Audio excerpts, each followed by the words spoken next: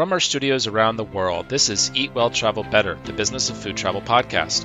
Every month, we bring you the world's culinary tourism industry professionals and share with you strategies, tactics, and information that help make you a more effective leader, communicator, and professional in our culinary tourism industry.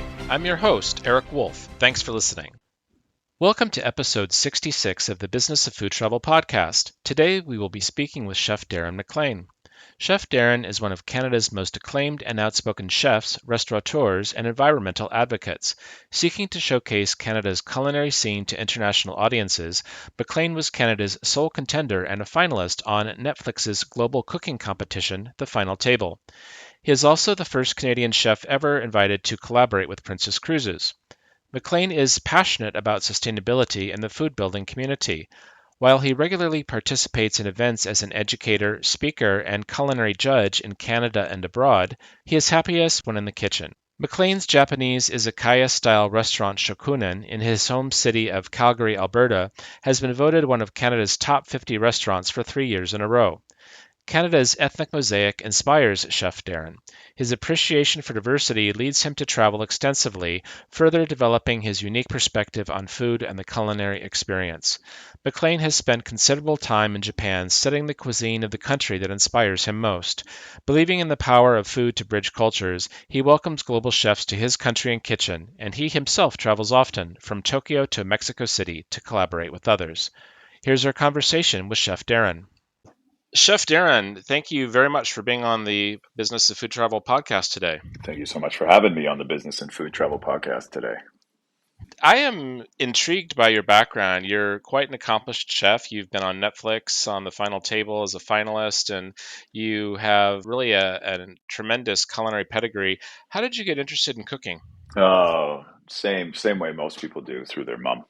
So my mother was an amazing cook, so I decided, and when my mom went back to school, somehow she still always was able to create really amazing meals for us. So when she went back to school, I started cooking as well, and it became like just a bit of an obsession. I remember like trying to jazz up Campbell's cream of mushroom soup and simple things back in the day, just to make, meals for my brother and sister. But professionally, how I became interested in cooking was working for a Japanese restaurant, and like eating in Japanese restaurants, and really starting to understand that food could be more than just putting, things together on a plate. Food could be intellectually fulfilling. Food could be artistically fulfilling. Food could have meaning. And so in that way, gastronomy actually became something that I became interested in. And then where did you do your culinary training? I informally worked in a numerous amount of, like a myriad of restaurants, both ethnic and Western. And then I decided when I was 24 years old to formalize, or 23 years old to formalize my culinary training. So I went to the Stratford Chef School on the advice of my grandfather. He said, "You got to get your ticket." So I went to just get a ticket. And what I found at the Stratford Chef School was a pretty amazing world of Michelin star and Michelin star chefs and local produce. It was the first time that I realized why eating a strawberry in season was better, not just for the environment, but tasted better, because they just had so many great local farms and producers there to engage with in that part of Ontario. On the advice of your grandfather, that's interesting. What was it that he knew that you didn't at that stage of your life? I was very much like, Anthony Bourdain in the days of old, in the sense that I was catering events for people and thought I knew what I was doing. And I had just come off doing a really big catering contract for the Pemberton Music Festival years ago. And I went and tried to show off to my grandfather. And my grandfather was a very hard, old school military man. And he said, that's all well and good, but you need a ticket. You need to have some sort of credentials for anyone to take you seriously as a chef. And so I looked at the options of culinary schools, and most schools at the time, especially in Alberta, were more hotel driven.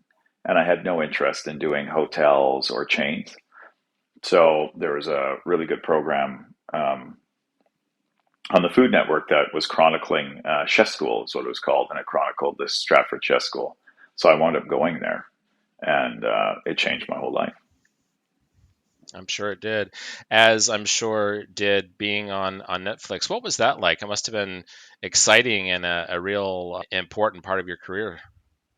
Yeah, I mean, Netflix definitely changed the trajectory. The exciting thing about being on Netflix was obviously the opportunity to showcase what I am capable of. In Calgary, especially in the prairies in Alberta, if you're a culinary artist, and there's so many amazing chefs in Calgary and Edmonton and the prairies, but we are unsung because Food Network is based in Toronto or Vancouver.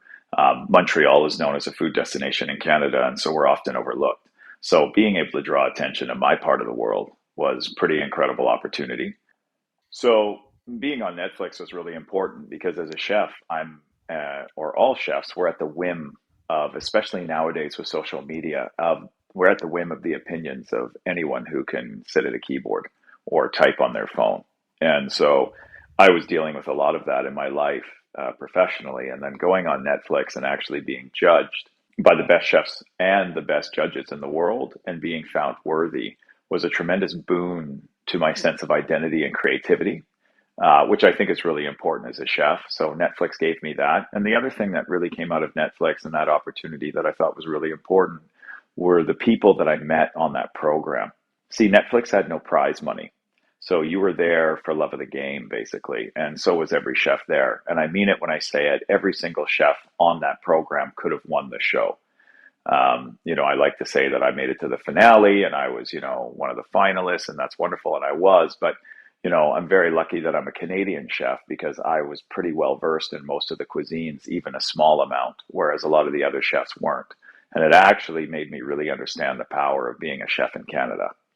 Because of the access that we have to so many different cultures. And it actually informed the restaurants that I did later on in my career after Shokunin. One other amazing thing that came out of the Netflix Final Table opportunity were the relationships with some of the chefs that I competed with and also the chefs that judged me. So since that time, I've been able to do collaborations with many of these chefs.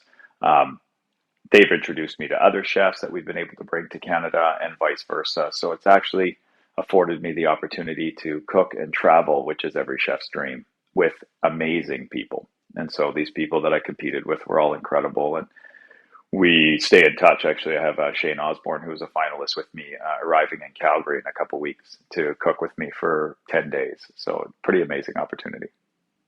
Indeed. And in fact, I found your entire cultural chef exchange, which is on your website, really interesting. And I know Rodrigo Pacheco. Oh, very cool. He's incredible. Yeah, he's a Yeah. culinary ambassador for the FAO for the United Nations. He's doing incredible work for sustainability and for the environment itself and challenging the way we look at plants. He was one of the most incredible competitors I've ever seen in my life, and he's actually coming as well. Exactly. Yeah. And so for our listeners, Rodrigo spoke at one of our online summits. I think it was last year he spoke. And great guy, super nice, totally gets it, very passionate about Ecuadorian everything. And I've spent some time in Ecuador as well. And we have two ambassadors of our association there. And I have to agree that Ecuador is really one of the unsung heroes of Latin America. The food there is just spectacular. And what a lovely experience it was to work with him. Yeah, I mean, Rodrigo, it's funny because, TV is always edited one way or the other. And so his partner, Charles Michel, who I respect greatly, is very, articulate and an incredible showman. But, when you were watching behind the scenes, Rodrigo is just such a technically proficient chef as well as an artist. I mean, he's one of my favorite people on earth, and I'm so excited that I get the opportunity to cook with him. And had we not been on Netflix together, those opportunities wouldn't have happened. And so it's a pretty wild thing. And then Ecuadorian cuisine, and also just Ecuador itself as being the guardians of the Galapagos, etc. It's pretty incredible what they've done in terms of sustainability in their waters and ecotourism as well as a reflection of the people and how much they care for the land there. So it's pretty incredible. Indeed. So this cultural chef exchange that you do, hmm was that a project that came out of Netflix, or was that an idea you had before? A really great friend of mine once said that collaboration is the new form of competition, and I was intrigued by that idea. I mean, when I first started my culinary career, collaborations were really kicking off. I mean, nobody collaborated as chefs. Chefs traditionally were very competitive. There was no reason or want to cook with another chef or share a restaurant space with another chef or have them have access to any of your recipes, for example. But what really came out of Netflix, I wouldn't say so much. But it is kind of in a way. I met Shin Takagi, who is a 2 Michelin star chef from Japan, when I was on Netflix. And 5 years ago, just for fun, I invited him to come to Canada and collaborate with me. So I've been obsessed with collaboration because being in landlocked Alberta and having, a limit of culinary expertise, at least, 15 years ago here in the province, collaboration was one of the few ways that I could develop my skills, exercise my strengths, learn about my weaknesses from other chefs. So I've been obsessed with collaborations. I've done it since my career started. As a matter of fact, first collaboration I did with a wonderful chef here in Calgary led to people discovering me and me being put on the list and things like that. So collaboration is a very important part of my culinary existence. I think it's a way of uniting chefs and having these small discussions where you can improve the industry through these little dinners we do together. But to get back to how the Culinary Chef Exchange started, Shin Takagi was this incredible 2 Michelin star Japanese chef that I met on the final table. So 5 years ago, I asked him to come to Canada. And we just went and did the things that chefs do. We're not doing anything new or outside of the box. We went foraging in wild spaces. We went fishing. We did a little bit of hunting. Then through this process, Shin started to identify ingredients in Canada with Japanese names. And so I was kind of confused. At first, I was just like, oh, he saw a cow parsnip and he goes, oh, this is fukinoto. And I'm like, fukinoto? Is that what you call cow parsnip? He's like, no, this vegetable is fukinoto. It's a sansai. And I was like, what is sansai? And he started to explain that sansai means the vegetables from the mountain.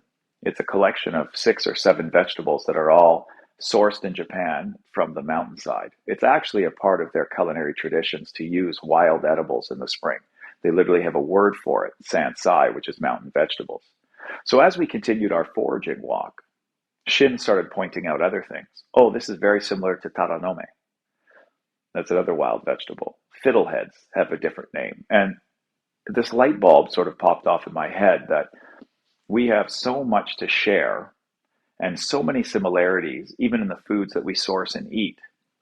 And our indigenous peoples value these mountain vegetables in Canada the same way the Japanese people value these edibles, but we don't in Canada. We don't really actively use cow parsnip in restaurants. Now fiddleheads have become trendy, certain wild mushrooms, but we have almost all the same wild vegetables here in Canada, albeit slightly different. They're slightly different genotypes, or maybe they're a little bit bigger, a little bit smaller. But we have so many of these mountain vegetables. And so it made me engage more with the indigenous peoples in Canada because they were my source to understand Japanese sansai and Japanese mountain vegetables, as I had to go to the indigenous peoples here and learn about the vegetables of the mountains here in Canada. And in this way of having someone from another culture engaging with our culture and our foodstuffs, they found things that they identified with. And it really made me understand that food is dependent on the nomadic nature of humanity. We are foragers, we are hunter-gatherers, we're also farmers, human beings. And so when we go to a new place, we do these things. We hunt, we forage, we gather. And any culture will. And I started to really delve into the history of cuisine. But it all started with Shin Takagi identifying Canadian mountain vegetables with Japanese names and saying, we use this for this. And I realized I could learn a tremendous amount about my local terroir, the people around me, the indigenous cultures, by bringing people from other parts of the world, thrusting them into an environment that was different, and seeing how they interpret our ingredients and our food culture and what they create. And in so doing, they would learn about Canada. And the twofold, the reciprocity of this is that people get to learn about Canada, and we start promoting Canadian culinary food culture on a world stage. In terms of tourism, that's wonderful. In terms of, myself and my team's work being acknowledged internationally, that's also wonderful. But that's where it was all born out of, was this powerful opportunity to see ourselves. We always learn so much about ourselves from others. Your mother will give it to you straight. You'll never give it to yourself straight. You'll never be honest as somebody from somewhere else will be. And that really started to formulate what the cultural chef exchange would be.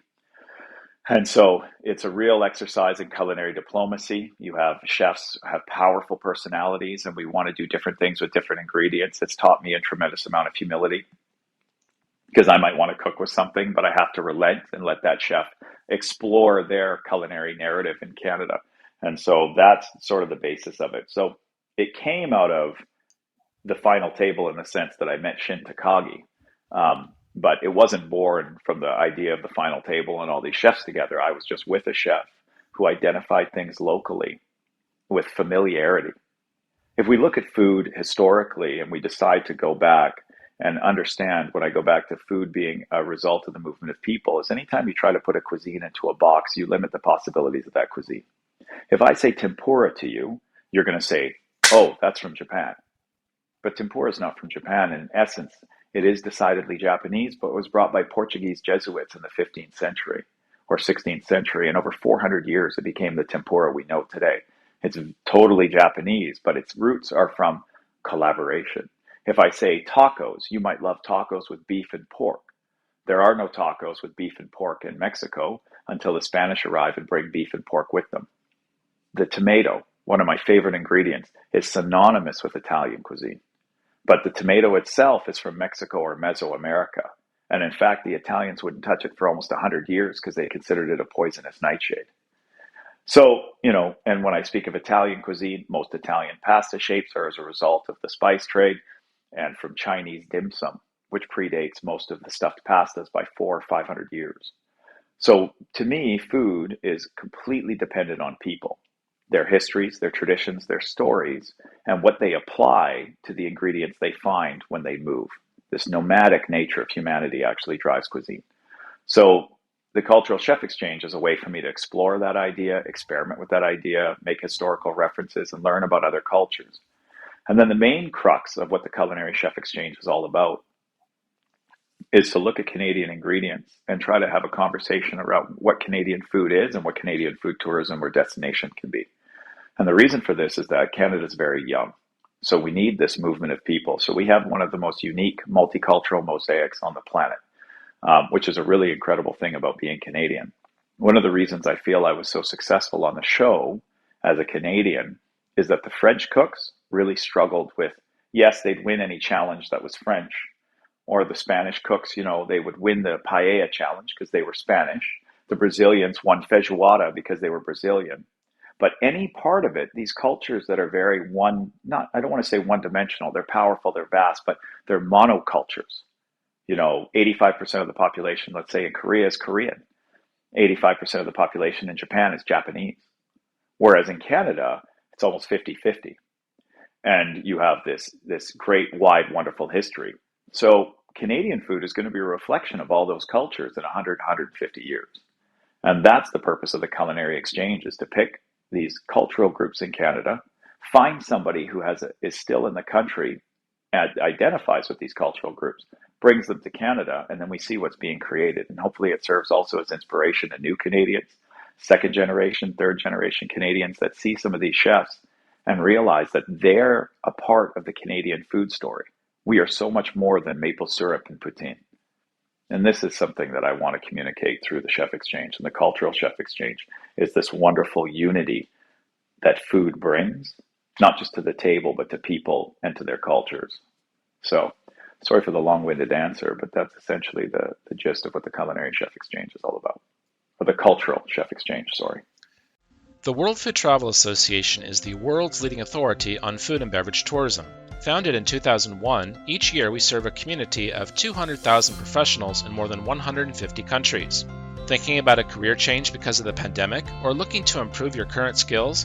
Consider our bespoke training and certification programs in culinary tourist guiding, culinary tour operations, restaurant and food service, and culinary destination marketing. Visit academy.worldfoodtravel.org to learn more and get started.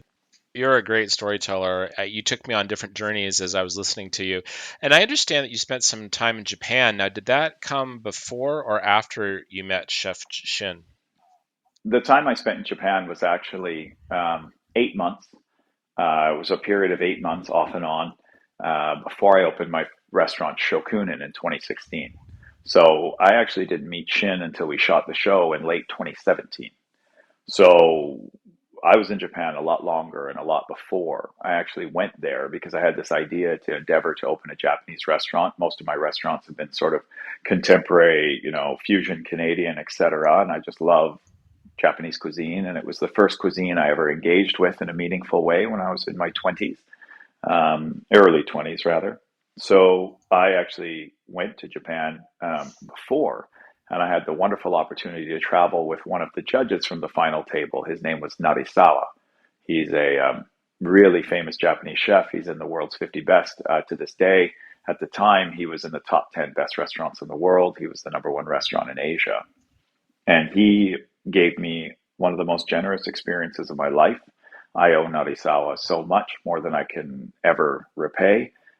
He met a young chef who was dining in his restaurant and was just fascinated by what he was doing. And Narisawa, without skipping a beat, just showed me such generosity. And he actually said to me, "Can you be ready in 40 minutes after lunch?" I had lunch at his restaurant. We talked. I asked him some questions through a translator. And I said, "Sure, I can be ready in 40 minutes." And my heart was beating in my chest, and I was elated because I thought we were going to go have a drink or a sake, or I could just sit down with him. And when he told me his plan, I basically had a heart attack at the table. And he said, "I'd like you to come traveling with me for 3 days. I'm working on a cookbook. I'd like you to come and see where I source ingredients." And over that course of the 3 days with Narisawa, Chef Narisawa, he took me to different restaurants. He took me to different places. He paid for everything. Never knew me. Paid for all the meals. I mean, I covered my hotel. I mean, that's notwithstanding. But basically, he paid for every meal. And he took somebody he didn't know who had a love of the culture and the food. And he just expressed such generosity to me that it changed the way I looked at Japanese food. It changed the way I looked at Japanese hospitality. And it also changed the way that I looked at myself and the restaurants and what I wanted to create. And that has made all the difference. So no, I spent time beforehand, and I was very fortunate to be able to interact and work alongside with and stage with really incredible chefs. You're the second guest in a row that has had such amazing things to say about Japanese hospitality. The guy that we interviewed on the last episode, Jonathan DeLeese, has spent a lot of time in Japan as well. And he had a similar story where he met a guy, I forget the exact circumstances, but the guy took him out to dinner, paid for everything, and just wanted to show him hospitality. And of course, your example is much more specific to your profession, but yeah, they apparently Japan does hospitality really well. It's the best in the world. It's honest and earnest and sometimes confusing and quirky. And you may not understand it, but there's such a purpose to everything that they do that reflects a deep, almost intergenerational passion. And it floors me every time. Anthony Bourdain said it best when he said, you go to Japan and it's so good that you're either inspired to become a better chef or you decide to give up and stop cooking altogether because you could never match them. So, yeah. I love it. Now, have you ever crossed paths with Nancy Matsumoto in Toronto? No, I have not. She is a Japanese Canadian, and we interviewed her on our podcast episode number 58.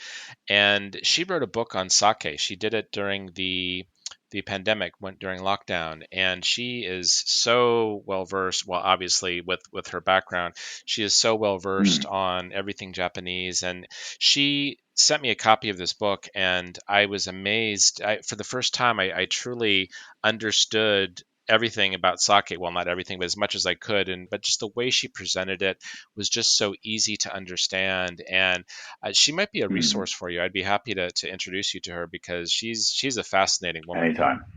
Yeah. Yeah, I'm obsessed with sake. Shokunin had the first pure Junmai sake list in the city.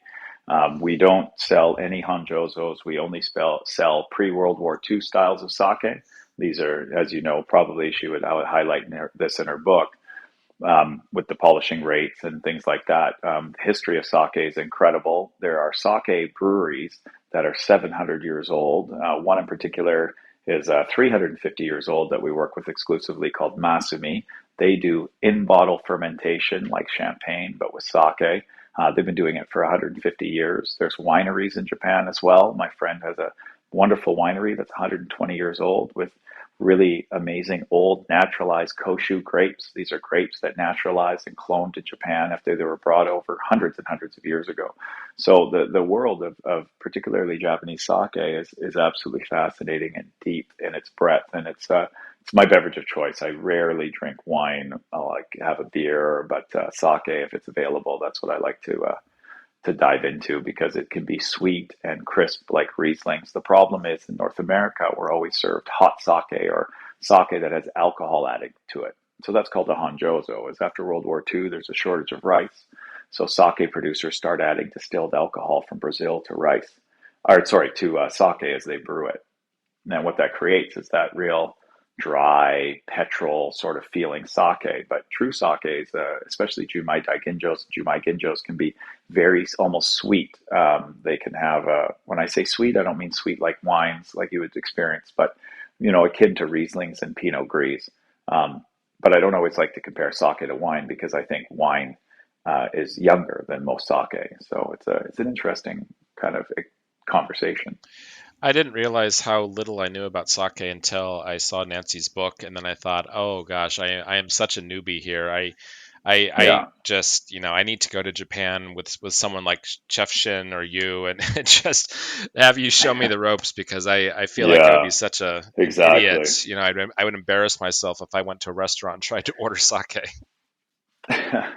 No, I mean it's hard. It's just like trying to learn the varietals and the regions of France, right? It's the same thing, but when you get into it, it's incredible, and that's why we always try to have people have Jumai Daiginjos and sweet sakes first. But anyways, I digress. Your next question. So what's next for you? For me, the next thing that I'd really like to pursue is a culinary restaurant in England. I won't go into too much detail, but we're in the works of negotiating a project in London, and I'm very excited to spread my wings, as it were, and promote and showcase, Canadian ingredients and Japanese techniques in another city in another part of the world, and just hopefully spread the message of, sake being amazing and and just kind of cooking. I just want to keep cooking. That's really what is on the horizon for me. Is just I want to keep doing what I do for as long as I can. I'm approaching my late. I'm in my late 30s now, so I know I have to start thinking more long term and more about my legacy and more about what's to come. And so I want to create a restaurant in a city where I can obtain a Michelin star and create opportunities and larger opportunities for the people who have sacrificed so much to work with me. I have an incredible team of chefs and sommeliers and sake experts and servers and cooks and dishwashers that the more I can expand the branding and the more I can do with restaurants, the more opportunities I can create for these people and eventually hopefully train myself out of a job so I can just sit on my farm and create dishes and come to work once a day or once a week. You know what I mean? That's maybe I could There just go you go. spend That would time be in Ecuador nice. with So Rodrigo. you know now what you know now, and you've grown into your own, so to speak. Mm. What would you have told a younger version of you?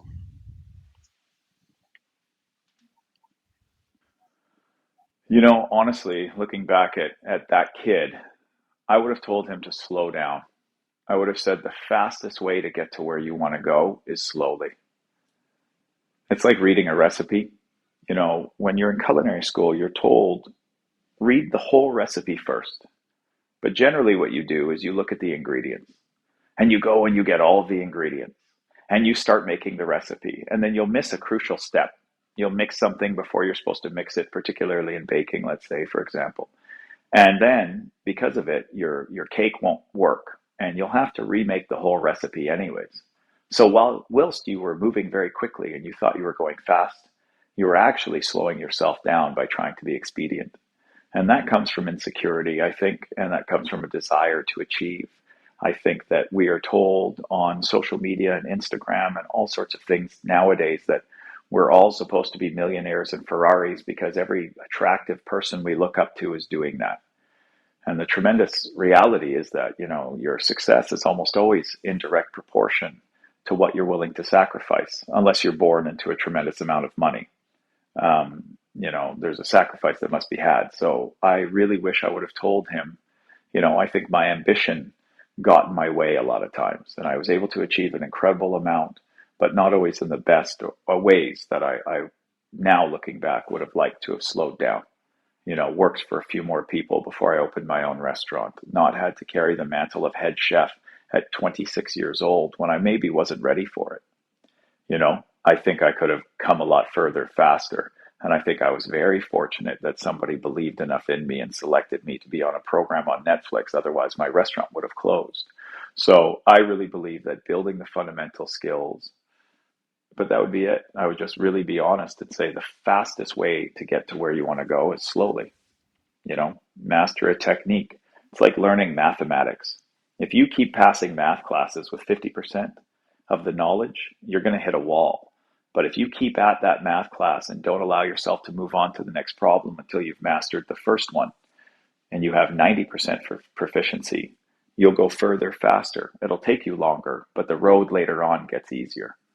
And I think that was something I was missing when I was young. I really wanted it. I was so hungry. I thought I was so awesome and talented. And then I look back at photos from 15 years ago and I go, you clown. and I'm glad. I think you need to have that ambition, but I think you need to take your time as well. Slowing down doesn't mean you're not ambitious. It means you're taking the time to develop yourself in such a manner that when you are challenged, you will always be successful, in my opinion. So Anyway. when you were head chef at 26 years old and up until where you are today, I'm sure that you probably Mhm. have a saying or a quote that now you're known for because you had to say something so often that you just grew into that. What is that quote that you are known for? Yeah, in my restaurant, the quote I'm known for is a direct result of my restaurants always being sort of short-staffed in the beginning and always trying to do more than I was ready to do.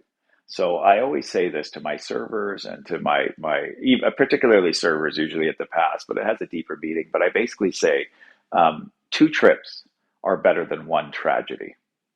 So oftentimes in life, or even just in the terms of service, servers will try to take four plates. And I'd rather they just take two plates and give two to the first guest or have somebody follow them with the other two. Because if you try to take all four plates and balance too much, you might wind up dropping one of the plates. And I think that's kind of how I do it with my chefs as well. It's like, two trips is better than one tragedy. Don't try to take all your mise en place. It's a basic way of saying, don't try to take more on in one moment than you can. I used to do that all the time, and I used to push others to do that all the time.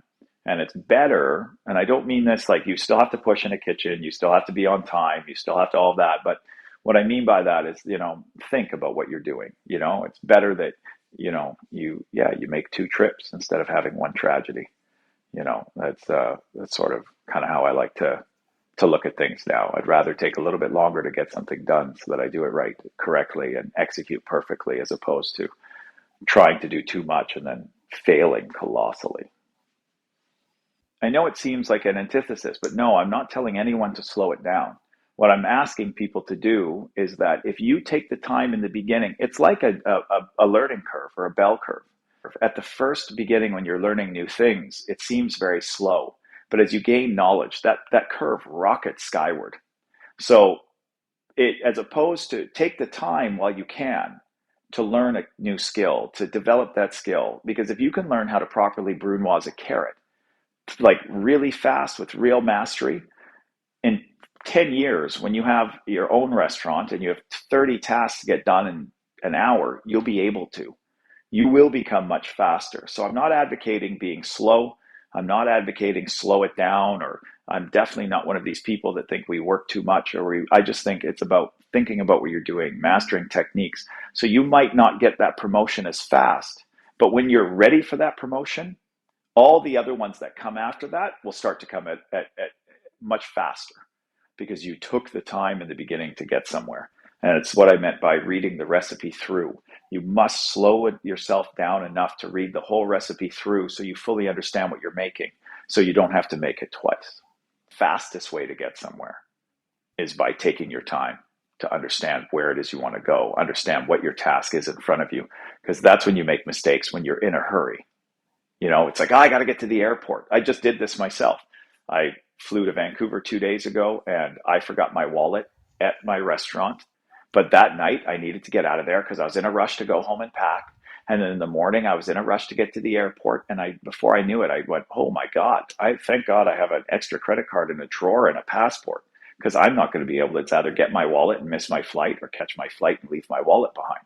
And it's because I was in such a rush to get out of there that night that I didn't think.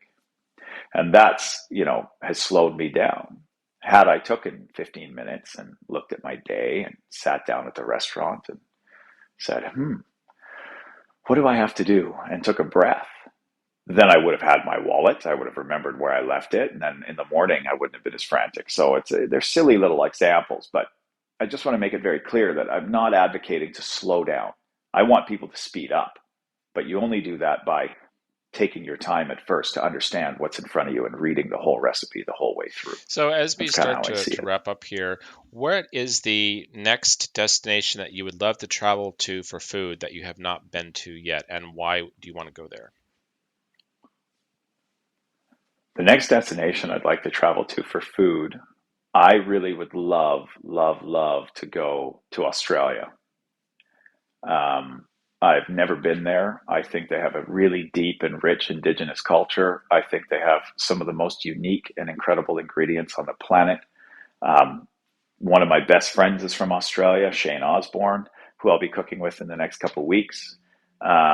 So I just think that it's amazing. And Australia also is so similar to Canada as well in the prevalence of Asian food that's present, especially because it's part of that Pacific chain of islands. So I think Australia as a culinary destination, I mean, the world knows it. Lots of incredible Michelin star chefs are opening in Australia, like Claire Smith, who opened Encore in Sydney. I just think Australia has something really incredible to offer. And in terms of countries, I think it's very similar to Canada with that multicultural mosaic and also a lot of conservatism as well. So I really want to see how another culture handles similar problems and things that we have here in Canada. So Yeah, and it's a Australia new fascinates country me. as well. It's a young country like Canada is. So you're in many ways you're kind of going through the same growing pains. Oh, 100%. But Australia's been very effective in marketing themselves in a different way. And I don't know if it's because it's got, tropical beaches and things like that. But I agree. I completely agree. Australia is very young. It does have many cultures. It does have a sordid history like we do, with various issues. They are facing environmental crises and wildfires. It's a very interesting country to look at in terms of seeing what they do is helping what we can do and vice versa. So I'm fascinated, and I have been since a little kid. I also like everybody want to see a koala and play a didgeridoo, but Well, I can that's just attest me. the koalas really are as cute as they look. Oh, don't tell me Yeah, that. Now yeah, I want to and the go tomorrow. kangaroos as well. They are adorable, and the wallabies. You're gonna love it all. No, I cannot wait. Yeah, I just love Australia because of its natural splendor, and I'm fascinated by animals, and I really believe chefs have responsibility as ecologists to understand where our food comes from and how it's sourced, if for no other reason, so that we'll have a palette to play with, like an artist in colors, for the next 100 years or 150 years, or hopefully forever. If we can start to recover what we've lost, that's what fascinates me. And there's some incredible food and recovery efforts in Australia I wish to explore. I really think that, a lot of chefs there take that very personally, that chefs are ecologists. And, our responsibility is to the environment because it's where we draw our artistry from, and hopefully we can reflect that on our plates. And and then and I just really, yeah, I really want to go there on, yeah, anyways. Well, I wish you the best of luck in realizing your future plans. I'm sure you'll make it happen. You're a doer, and I'm sure Yes, that sir. within the next 6 to 12 months you'll probably be on a flight to Sydney. So Make it so, right? Yes, make it so. Oh, I love that. I'm a huge Picard fan, so that's really Yeah. amazing. Yeah, make You it picked so. up I'm on glad we that. have that That's covered. good. That's Yes, good. yes, sir. Yeah. Absolutely. Well, Chef Darren, thank you so much for your time. I know how busy you are. It was a real treat, and I wish you all the best in your future endeavors. Thank you so much for your time as well today. Cannot wait to explore more and see more of what you're doing as well. That's it for this episode of the Eat Well Travel Better podcast. This episode is brought to you by the World Food Travel Association and its Training Academy. We'd like to hear from you. We invite you to share your ideas, questions, and thoughts about the podcast by emailing us at help@worldfoodtravel.org, or you can connect with us and comment about the episode on major social media platforms. Special thanks to our guest, Chef Darren MacLean, and our sincere thanks to you for joining us. I'm Eric Wolf, wishing you a safe, happy, and productive month ahead.